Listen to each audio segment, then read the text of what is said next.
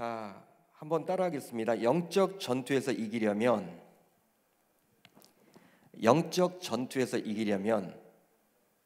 이런 제목으로 은혜를 나누겠습니다. 제가 이제 매주 설교를 이렇게 할 수 있는 입장은 아니고 이 청년부 설교를 들어올 때마다 그래도 신앙을 가지고 있는 청년들이 좀 궁금해하는 그런 면들을 좀 살펴서 시리즈로 좀 말씀을 전하려고 합니다. 청년이 묻고 목사가 답하다, 이런 제가 타이틀로 말씀을 당분간 전하겠습니다. 오늘은 첫 번째 시간으로서 영적 전투에서 이기려면 어떻게 해야 하나, 우리가 그 부분을 한번 살펴보겠습니다. 혹시 여러분들은 마귀, 즉 사탄, 즉 귀신의 존재를 믿습니까? 나는 귀신의 존재를 믿는다. 난 마귀가 있음을 믿는다. 여러분 믿으세요? 정말 믿으세요? 신자인 우리는 눈에 보이지 않는 하나님을 믿죠. 그리고 하나님께 예배를 드립니다. 하나님은 눈에 안 보여요. 그렇다면 눈에 보이지 않는 마귀의 존재도 믿으십니까? 이런 질문에 믿지 않는다라고 답하는 분들도 있을지 모르겠어요. 아니 목사님, 지금이 어느 시대입니까? 무슨 귀신 타령을 합니까? 무슨 마귀 타령을 합니까? 무슨 사탄 타령을 합니까? 지금은 달나라도 갈 수 있는 우주 여행이 열렸던 시절입니다. 이 과학이 이렇게 발달하는 이 시절에 무슨 귀신 이야기를 한단 말입니까? 그건 전설의 고향이나 있는 이야기. 이렇게 여러분 폄하할지도 모르겠어요. 혹은 믿는다라고 답은 하면서도 그 마귀의 존재에 대해서 너무나도 두려워하는 분들도 계실지 모르겠습니다. 그렇지, 하나님도 눈에 보이지 않지만 존재하는 것처럼 마귀도 존재하지. 그렇지만 그 마귀, 생각만 해도 무섭다, 두렵다, 떨린다. 마귀의 역사, 사탄의 역사, 귀신의 역사 너무 무서워. 도망쳐야 되겠다. 이렇게 생각할지도 모르겠습니다. 하지만 사탄 마귀에 대한 이런 두 가지 신앙의 모습은 결코 바른 신앙의 모습은 아니에요. 제가 두 가지를 말씀드렸죠. 사탄 마귀는 없다라고 주장하는 것도 이것도 여러분 잘못된 거죠. 잘못된 겁니다. 진짜 사탄 마귀는 있습니다. 존재합니다. 왜? 성경에 나와 있기 때문에. 하나님의 말씀에는 성경에 나와 있기 때문에 존재하는 거예요. 또 한 가지, 사탄 마귀 존재하는 건 믿는데 그걸 내가 아는데 사탄 마귀가 너무 무섭다, 벌벌 떠는 그런 것들도 잘못되었다라는 거예요. 그렇다면 신자로서 사탄 마귀에 대해서 어떤 신앙의 자세를 가져야만 할까요? 바로 사탄 마귀의 존재에 대해서 인정은 하고 경각심은 갖되 그 사탄 마귀를 무분별하게 무수할 필요는 없다라는 거예요. 무조건 무수할 필요는 없다라는 거예요.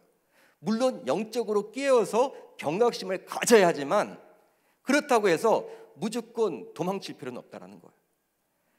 분명히 신자인 우리가 삶과 신앙의 판단 기준으로 삼고 있는 성경은 사탄 마귀의 존재에 대해서 이야기를 합니다. 분명히 이야기를 해주고 있거든요. 여러 구절을 통해서 말씀을 해주고 있어요. 실제 그래요.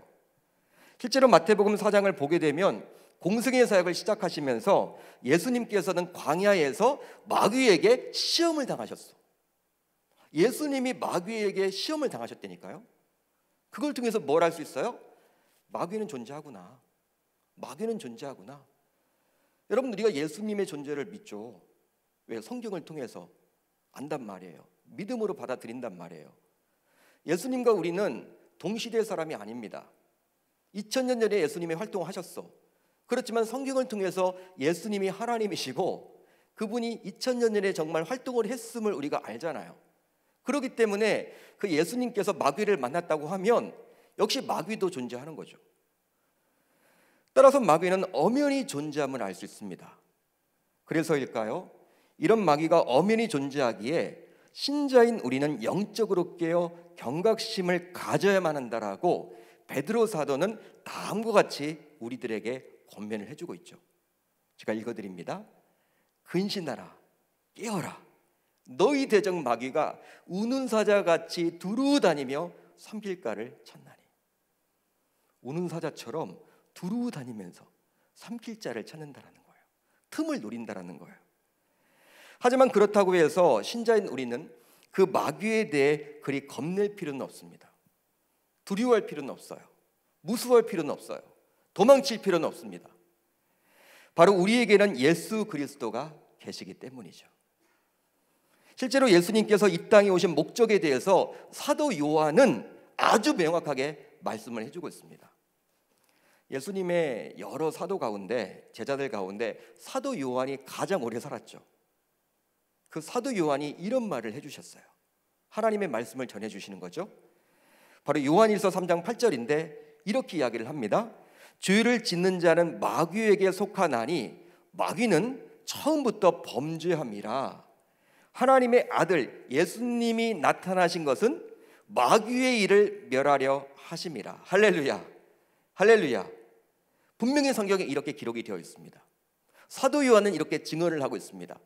하나님의 아들이 나타나신 것은, 이 땅에 오신 목적은 바로 마귀의 일을 멸하기 위해서, 마귀와의 싸우기 위해서. 즉 예수님께서 이 땅에 오신 목적은 바로 마귀의 일을 멸하기 위해서였습니다. 분명히 그렇게 기록을 해주고 있죠. 창세기 3장을 보게 되면 첫사람 아담과 여자는 하나님께 불순종을 하게 되죠. 하나님께 불순종을 하게 됩니다. 결과적으로 아담과 여자 모두 하나님으로부터 책망을 받게 되어서 에덴 동산에서 쫓겨나게 돼요. 하나님께서는 그 에덴 동산에서 정말 오랫동안 살기를 같이 원했는데, 같이 동반자의 역할로서, 동역자의 역할로서 살아가기를 기대했는데, 이 아담과 여자가 죄를 지음으로 말미암아 하나님께서 창설해 주신 에덴 동산에서 쫓겨나게 되었습니다. 또 아담과 여자로 하여금 죄를 짓도록 만들었던 장본인이었던 뱀은 이제 하나님으로부터 다음과 같은 종말을 통보하게 되었는데요. 바로 다음의 말씀이에요. 내가 너로 여자와 원수가 되게 하고 내 후손도 여자의 후손과 원수가 되게 하리니 여자의 후손은 내 머리를 상하게 할 것이요 너는 그의 발꿈치를 상하게 할 것이니나 하시고. 어떤 말입니까? 여자의 후손인 예수 그리스도가 뱀, 즉 사탄 마귀의 머리를 상하게 할 것이라고 하나님께서는 말씀해 주셨어요. 이미 예언을 해 주신 거예요. 따라서 우리는 예수를 믿는 하나님의 자녀이기에 세상 불신자들이 아니기 때문에 예수 그리스도를 믿는 하나님의 자녀의 권세로 사탄 마귀와 귀신을 두려워할 필요가 없는 거예요. 여러분 믿으시면 아멘, 믿으시면 아멘. 두려워할 필요가 없습니다. 그렇습니다. 이처럼 사탄 마귀는 지금도 존재하고 역사하기에 눈에 보이지는 않지만 우리가 살아가는 이 세상에서는 지금도 여전히 영적 전투가 심심치 않게 일어나는 거예요. 지금도 여러분 ING형입니다. 물론 하나님의 아들 예수 그리스도가 이 땅에 오셨기 때문에, 이미 오셨기 때문에 이미 이긴 게임이에요. 사탄 마귀의 그런 싸움은. 그러기에 하나님을 진정 믿는 신자라면요, 어떤 사건이 일어났을 때 영적인 눈을 가지고 그 사건을 해석할 수 있는 지혜가 필요한 거예요. 예를 하나 들어볼까요? 코로나와 같은 무서운 전염병이 온 지구촌을 지금 강타하고 있습니다. 세상 사람들은요, 그냥 눈에 보이는 것만을 가지고 야 코로나네, 코로나19라는 전염병이 지금 전 세계를 돌고 있구나, 그게 끝이에요. 백신도 개발해야 되고 또 특별히 치료제도 개발을 해야 되고 언제 이것이 끝날지 예측만 할 뿐이지 그냥 눈에 보이는 것이 전부라고 여긴단 말이에요. 하지만 우리들은 세상 불신자들과는 분명히 다르죠. 바로 우리들은 무엇입니까? 바로 이런 몹쓸 전염병이 왜 오게 되었는지 영적인 눈을 가지고 이해하고 해석할 수 있어야 하는 거예요. 왜 하나님의 절대 주권 하에서 이런 일이 벌어지고 있는가? 여러분 전쟁이라는 큰 위기를 만나게 되면요, 여러분 고민을 해야 되는 거예요. 전쟁이란 여러분 정말 많은 커다란 죽음, 사망, 부상자가 생기고 실향민이 늘고 여러 가지 여러분 부서지고 폐허가 되는 그런 게 전쟁 아닙니까? 근데 그런 것들이 왜 일어나게 되느냐?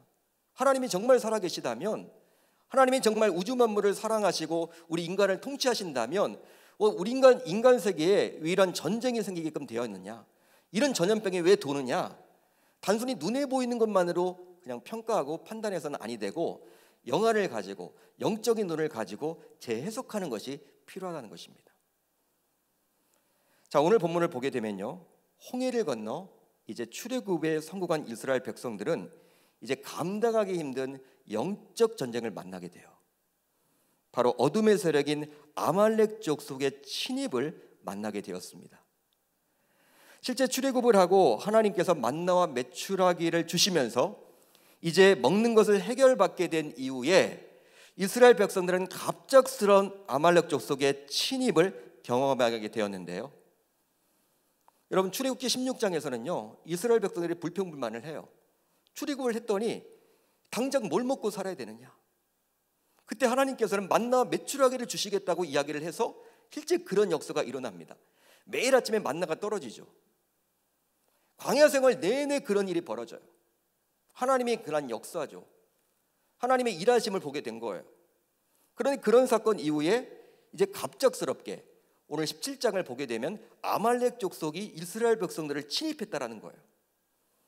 이처럼 우리도 신앙생활을 하면서 종종 겪게 되는 것이 있으니 바로 영적 전투라고 할 수 있는 것이죠. 인생을 살아가면서 청년의 때이지만, 따라서 오늘 본문을 통해서 이스라엘 백성들이 이 영적 전투를 이기는 과정을 보면서 우리도 삶 속에서 겪게 되는 영적 전투의 승리를 맛보았으면 좋겠습니다. 이런 영적 전투의 승리를 맛보기 위해서는 우선 하나님을 믿는 하나님의 백성이요 자녀인 우리가 왜 어둠의 세력에게 공격을 당하는지 그 이유를 알면 좋겠죠. 왜? 알면 방어할 수 있으니까, 알면 준비할 수 있으니까, 대항할 수 있으니까. 아니, 우리는 하나님의 자녀인데 왜 사탄 마귀의 세력이 우리를 공격을 하는 것일까? 어느 때 우리를 공격하냐? 이걸 보면요 우리가 여러분 이제 미리 예측을 할 수가 있단 말이에요. 오늘 본문을 통해서 그 부분을 한번 살펴보겠습니다. 실제로 출애굽한 이스라엘 공동체는요 어떤 의미에서 보게 되면 이 시대의 교회 공동체라고 볼 수 있습니다. 따라서 출애굽, 즉 구원을 받았지만 이스라엘 공동체가 지속적으로 영적 공격을 당한 것처럼 구원받은 자들이 모인 교회 공동체도, 이 시대의 교회 공동체도 역시 많은 영적 공격을 당하고 있는 형편이에요. 여러분, 교회는요 사단이 여러분 깨어부시려고 해요. 사단과의 싸움을 이기는 곳이 바로 교회입니다. 사단이 가장 싫어해요. 교회가 잘 되는 꼴을 못 봐요. 성도들이 행복하게 지내는 꼴을 못 본다니까요. 사단의 관심은요 교회를 무너뜨리는 거예요. 성도들의 교제를 막는 거예요. 예배를 못 드리게끔 합니다. 왜? 그걸 가장 싫어하는 거예요. 이게 영적인 지금 싸움이에요. 전투예요. 여러분, 그렇기 때문에 구원받았지만 이 출애굽 이후에도 영적인 공격을 받았던 것처럼 이 시대의 교회, 구원받은 자들이 모인 이 시대의 교회에도 사탄은 잘 되는 꼴을 못 본다니까요. 어떤 교회가 부흥을 하려고 하면요 막 공격이 심해. 어떤 교회가 여러분 성장하고 부흥한다고 하면요 그걸 시기하는 게 바로 사탄이에요. 영안을 가지고 보면 그렇습니다. 그러기에 이런 영적 전투가 일어나는 그 이유를 사전에 알고 그것을 제대로 방어한다면 이 시대 속에서 교회 공동체도 영적 전투에서 동일한 승리를 맛보게 되리라 저는 믿습니다. 그렇다면 어둠의 세력에게 공격당하는 이유는 과연 무엇 때문일까요? 우선 바로 불평과 불만 그리고 원망이 있었기 때문입니다. 불평과 불만, 원망이 있으면요 그 틈을 누린다는 거예요. 사탄 마귀는. 자, 출애굽기 17장 8절을 볼까요? 이렇게 기록이 되어 있죠. 그때에 아말렉이 와서 이스라엘과 르비딤에서 싸우니라. 그때, 어느 때를 말합니까? 여기 나와 있는 그때는 어느 때를 말하는 것일까요? 바로 1절로 7절까지 나온 사건이 일어난 때를 말하는 거예요. 우리가 읽었죠. 1절부터 7절에 일어난 그 사건이 일어난 때가 바로 그때예요. 그렇다면 1절로 7절까지를 보게 되면 어떤 사건이 나타났습니까?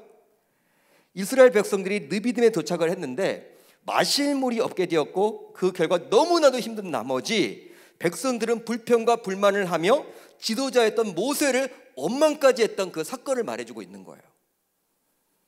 거기서 백성이 목이 말라 물을 찾으매 그들이 모세에게 대하여 원망하여 이르되 당신이 어찌하여 우리를 애굽에서 인도해 내어서 우리와 우리 자녀와 우리 가축이 목말라 죽게 하느냐. 잘 보세요. 그 백성들이 모세에게 대하여 원망하고 이르되, 그러니까 불평, 불만, 원망이 생긴 거예요.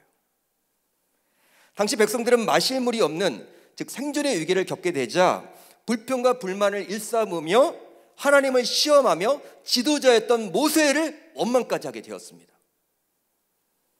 심지어 원망이 커지면서 백성들은요, 돌을 집어서 이 모세에게 던지려고까지 했어요.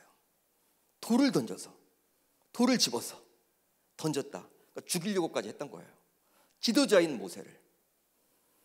아마도 하나님께서 개입하사 그 문제를 해결해 주지 않았더라면, 물을 주시지 않았더라면 어쩌면 모세는 당시 돌에 맞아서 죽었을지도 몰라요.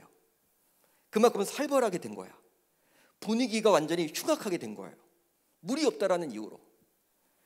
바로 그런 시점에, 즉 그때 아말렉의 공격이 시작되었습니다. 여러분, 오늘 말씀을 쭉 잘 보세요. 1절과 7절을 잘 읽어보시고 8절을 보세요. 그때로 시작하죠. 그때. 영적 공격이 시작할 때는 바로 무엇이다? 불평과 불만과 원망이 생길 때예요. 여러분, 일반적으로 보통의 전쟁은 한 나라가 욕심을 부리거나 또 서로 대치 국면에 있거나 또 갈등이 고조되거나 혹은 상대가 지극히 약하게 보일 때 한쪽에서 일방적으로 공격해서 일어나는 게 바로 전쟁이거든요. 그러니까 한쪽에서 욕심을 부릴 때 전쟁이 일어나요. 한쪽에서 욕심을 부릴 때. 이것이 바로 세상에서 말하는 전쟁의 원인입니다. 따라서 이런 관점으로 보게 되면요, 일반 세상의 여러분 전쟁의 관점으로 보게 되면 아말렉은 숫자만 200만 명이지 군사라고 할 수 없는 이스라엘 백성들을 봐주는데, 그들이 딱 보니까 좋은 금을 가지고 있고 여러 가지 양질의 짐승들을 막 가지고 있음을 보고 그것이 탐나가지고 공격했다, 그렇게 볼 수밖에 없어요. 세상 전쟁의 관점으로는 그거예요. 왜 아말렉이 침입합니까? 왜 갑자기 아말렉이 이스라엘 백성들, 출애굽한 이스라엘 백성들 왜 침입한 거예요? 공격한 거예요? 그들이 가지고 있는 것을 빼앗기 위해서. 많은 금을 가지고 있었고 그리고 많은 짐승을 가지고 있었는데 그것이 탐이 나서 빼앗았다. 말은 200만 명이지만 군인다운 군인이 없었다. 그렇기 때문에 전쟁을 한 것이다, 그렇게 볼 수도 있는 것이죠.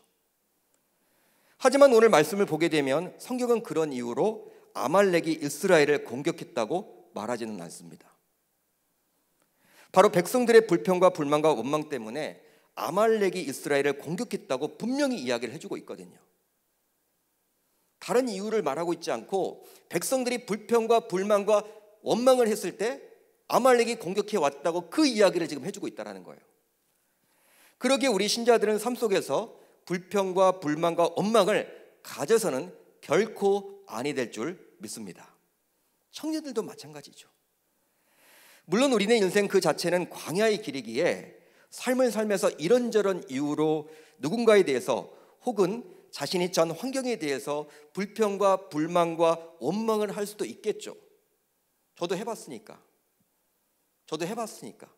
힘들면 불평과 불만과 원망이 나오죠. 짜증나죠. 하지만 그런 불평과 불만과 원망을 우리의 대적 마귀는 노리고 있다는 사실이에요. 그걸 활용한다라는 거예요. 마치 그런 불평과 불만과 원망의 틈을 타서 우리를 공격한단 말이죠. 마치 오늘 본문에 나오는 아말렉처럼 말입니다. 여러분, 성경을 보게 되면 이 아말렉 족속이 나오고 애굽 족속이 나오고 블레셋 족속이 나오고 바벨론이 나오지 않습니까? 구약의 이스라엘과 대적했던 자들이에요. 그들이 나오면 바로 영적인 눈을 가지고 보셔야 됩니다. 그들과 싸웠다고 하지만 영적으로 싸운 거예요. 왜? 하나님의 백성을 그들이 공격했기 때문에.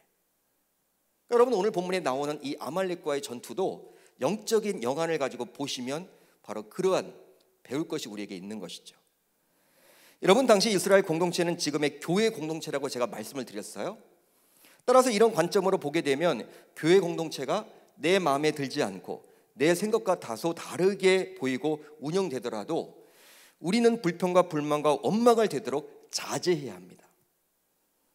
정 불평과 불만과 원망을 하더라도 오늘 본문에 나오는 이스라엘 백성들처럼 군중 심리를 동원해서, 즉 여론을 조성해서 공동체의 분위기를 험악하게 만들어서는 안 돼요. 오히려 어떤 생각을 가져야 됩니까? 성숙한 청년과 신자라면 내가 불평과 불만과 원망을 하게 되므로 사탄이 이런 나를 도구로 사용할 수도 있겠구나.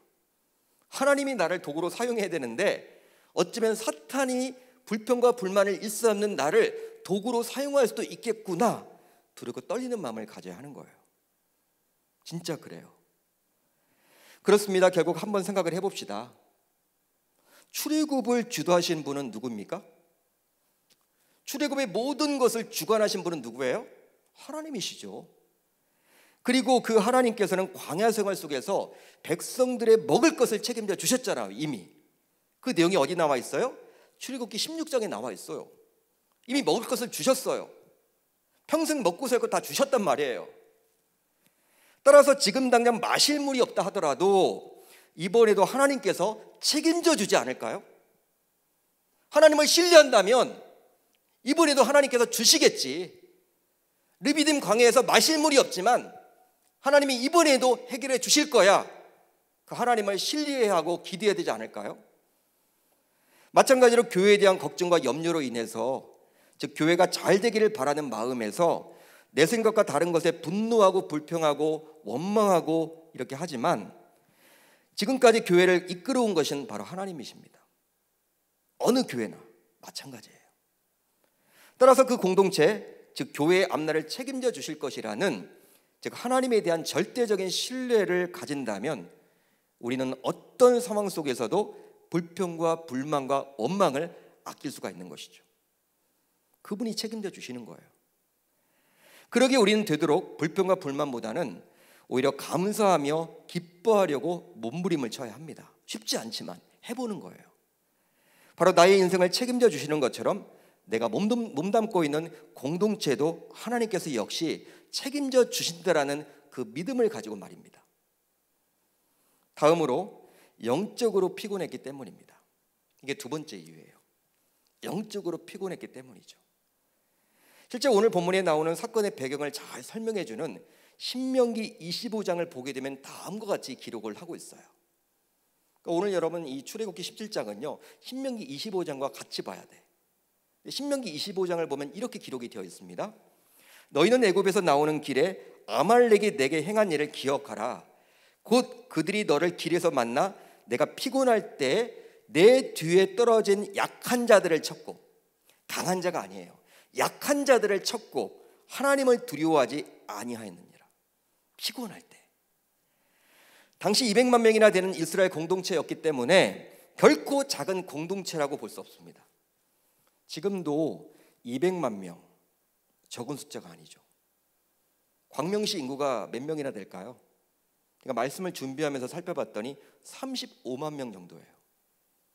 광명시가 되게 큰 도시처럼 보이는데 35만 명. 지금으로부터 수천 년 전입니다. 인구가 지금보다 훨씬 적었어요. 그런데 당시 출애굽한 이스라엘 백성들은 200만 명. 결코 적은 숫자가 아니었습니다. 그래서일까요? 그 가운데서는 광야 생활을 하면서 피로해서 뒤처진 분이 반드시 생겨났겠죠. 군대에서 행군을 하다 보면요 뒤처지는 경우들이 있어요. 뒤처지는 경우. 지치니까 앞장서서 갔다가도 뒤로 빠지게 돼요. 더 힘들더라고. 그런 경우에 여러분 200만 명이 여러분 광야를 지금 지나시는데 여러분 이렇게 피로한 분들은 뒤로 처지겠죠. 즉 아말렉은 후에 다윗과 그를 따르는 자들의 아내와 어린 자녀들이 머물던 시글락 땅을 기습 공격했듯이 언제나 이스라엘의 약한 곳을 알고 공격을 감행했습니다. 그러니까 200만 명이나 되는 사람들 가운데 뒤처진 분들, 약한 분들을 이번에도 기습 공격한 거예요. 항상 아말렉은요 얍삽하게 전쟁을 해. 대범하게 하지 않습니다. 전면제를 취하지 않아요. 항상 이 사탄이 공격을 할 때는요 약한 면을 노려요. 사람이란 건요 여자에게 약한, 일성에게 약한 분들이 있어. 일반적인 다른 사람들보다도 일성에게 약한 분들이 있고, 어떤 분들은 돈에 약해, 어떤 분들은 관계에 약해, 어떤 분들은 자녀에 약해, 어떤 분들은 명예에 약해. 사람마다 다 달라요. 사탄은 어떻게 그렇게 그 잘 아는지, 마귀는 어떻게 그것을 잘 아는지, 나의 약점을 잘 안 되니까요 그 부분을 공격해. 필요하니까 지쳐있는 그 상황을 아말렉은 노렸던 거예요. 이것은 지금도 마찬가지죠. 바로 영적 어둠 세력이 우리의 자신과 가정과 사업장과 교회를 엿보고 약탈을 할 때에는 우리가 영적으로 무너지고 약해질 때입니다. 바로 코로나가 장기화되면서 우리의 신앙이 식어진 요즘이죠. 여러분, 우리가 정신 차리지 않으면요, 오히려 이단들은요 이럴 때 더 활성화돼. 교회들을 막 노려요. 이럴 때 우리는 마귀와 그의 졸개들의 공격을 많이 받게 돼 있어요. 왜? 신앙이 식어졌고 믿음이 약해져 있잖아요. 코로나 전과 비교했을 때. 따라서 우리는 반드시 기억해야 합니다. 바로 영적으로 약해지고 피곤해지면 결국 마귀가 우는 사자처럼 그 틈을 타서 우리를 공격할 수도 있다는 사실이에요. 자, 앞에서 살펴본 18절을 다시 보겠습니다. 이렇게 기록이 되어 있죠.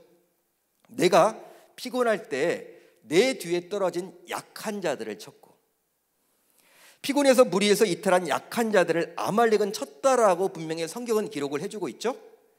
이것을 통해서 우리가 알 수 있는 것은 신앙생활은 결코 혼자 하는 게 아니라는 거예요.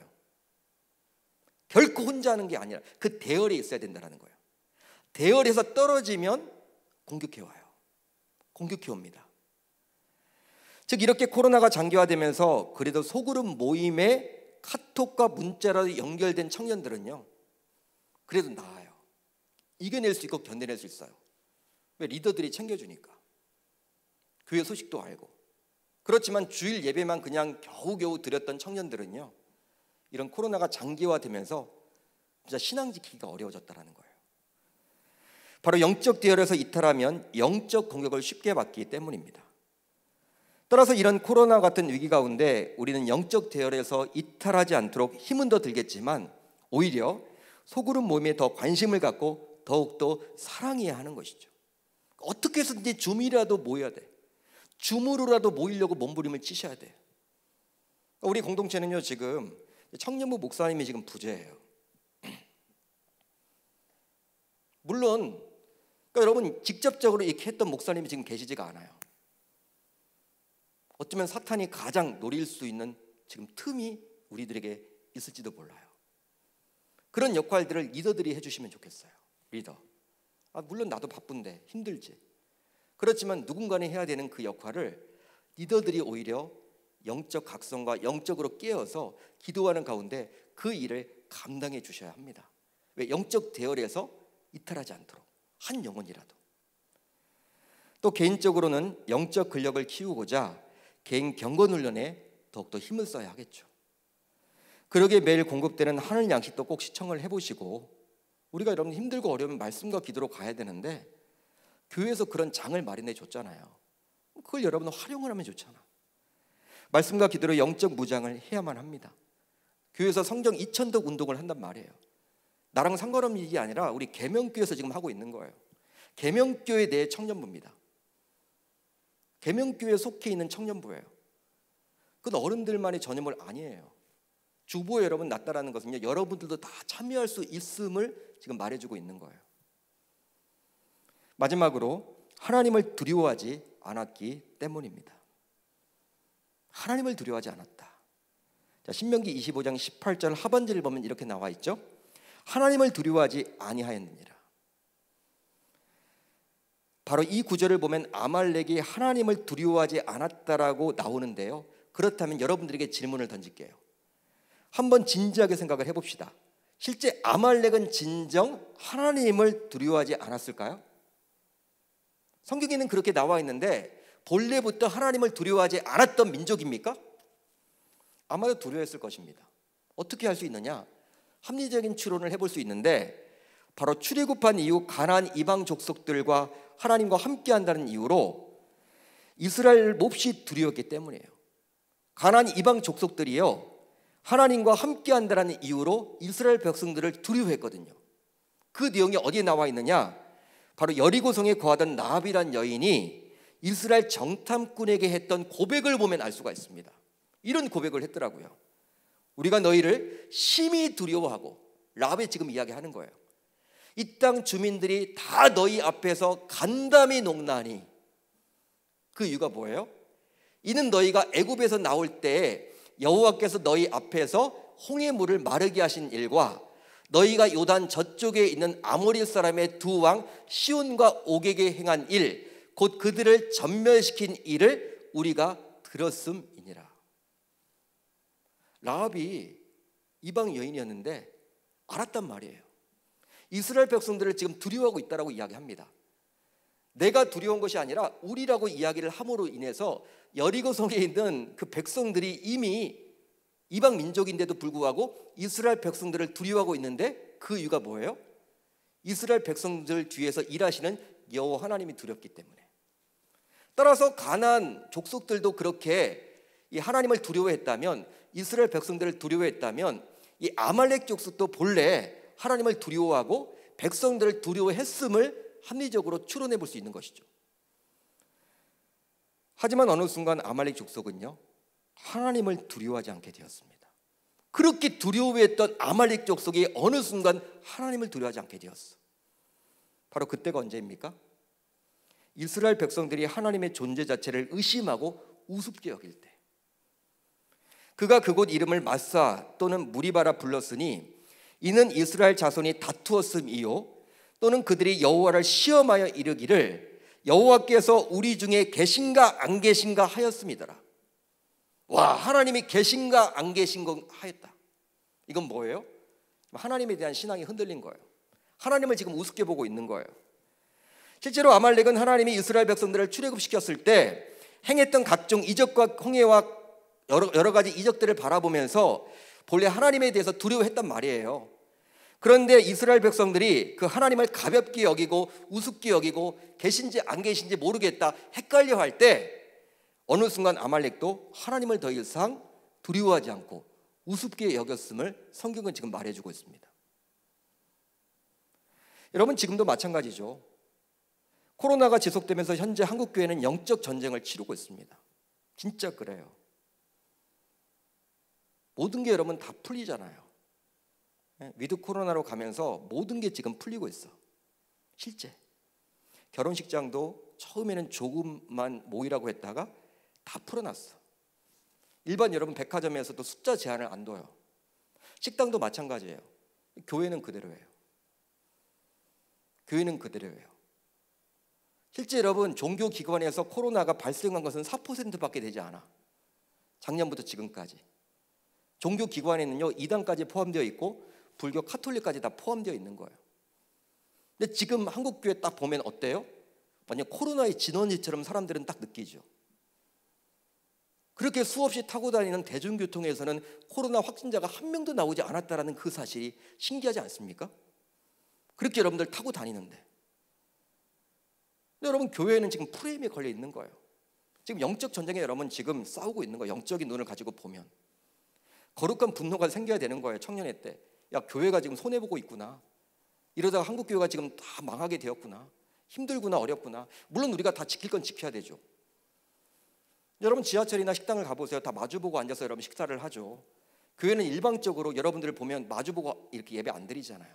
다 앞만 보고 드리는데도 불구하고 식사도 안 한데도 불구하고 딱 숫자를 정해 놓았잖아요. 몇 명만 나오십시오. 여러분 정말 이 예배가 지금 다 지금 어려워지고 있어요. 한마디로 이게 여러분 3년 4년 가면요 한국교회 지금 무너진다 그래요. 금요일 날 자 국민일보를 보니까 작년부터 지금까지 10,000개 교회가 사라졌대. 10,000개 교회가. 전혀 놀라지도 않네요. 10,000개 교회가 사라졌다니까. 예자연이라는 이 연합단체가 그런 보고를 했어. 10,000개가 없어졌다. 10,000개가. 와. 우리 교회는 있지만 주변에 있는 많은 성가들이 지금 다 무너졌어. 농촌교회들이 지금 다 사라졌어. 앞으로 농촌교회를 가려고 해도 갈 곳이 없단 말이에요. 이런 상황이에요. 이게 바로 영적인 전쟁이 지금 벌어지고 있습니다.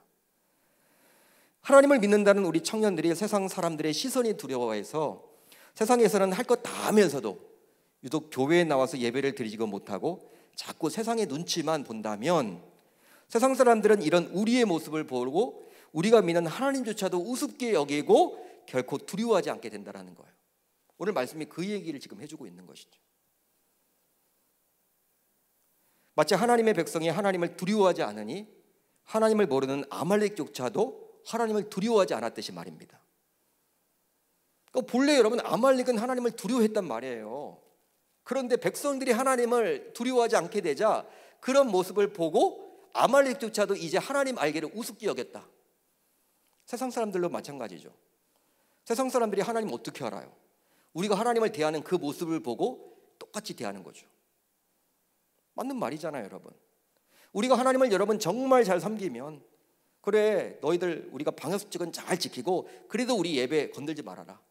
예배만큼은 우리가 사수해야 돼. 이 부분은 우리의 생명이야. 이렇게 한다면요, 처음에는 불평불만 하겠죠. 뭐라고 하겠죠. 그렇지만 이렇게 예배 잘 드리려고 하는 모습을 보면서 그래 뭔가 하나님 계시나 보다. 그래 그렇게 하나님을 이렇게 위하는 모습을 보면 그분들도 하나님을 함부로 못하죠. 우리가 여러분 하나님을 우습게 알아버리면 세상 사람들은 우리의 그런 모습을 보고 우리의 하나님도 우습게 여긴다니까요. 오늘 본문이 바로 그 이야기예요. 따라서 코로나 상황에서도 우리가 진짜 두려워해야 할 분이 있다면 세상 사람들의 시선이 아니에요. 바로 여호와 하나님입니다. 하나님의 시선을 우리가 두려워할 줄 알아야 하는 거예요. 이유는 우리가 진짜 하나님을 두려워할 때 세상 사람들도 우리가 믿는 그 하나님을 동일하게 두려워하기 때문이죠. 이제 말씀을 정리하겠습니다. 코로나19는 어떤 의미에서 보게 되면 영적인 전투라고 볼 수 있습니다. 이 영적 전투에서 이기려면 우리는 왜 대적이 우리를 함부로 공격하는지를 알아야만 하겠죠. 바로 세 가지를 살펴봤습니다. 우선 뭐예요? 불평과 불만, 원망. 두 번째는 무엇입니까? 영적 피곤함. 마지막으로는 하나님을 우습게 여기는 마음. 이 세 가지예요. 따라서 이제 우리들 모두 이 세 가지 이유를 잘 알았기에 개인적으로 가정에서, 생업에서, 교회에서 어둠의 세력의 영적 공격을 할 때 그것을 잘 방어함으로 이 영적 전투에서 넉넉하게 이겨낼 수 있기를 우리 주님의 이름으로 축원합니다. 축원합니다. 코로나라는 영적인 위기도 잘 극복하는 우리 계명의 귀한 청년들이 다 되셨으면 좋겠습니다.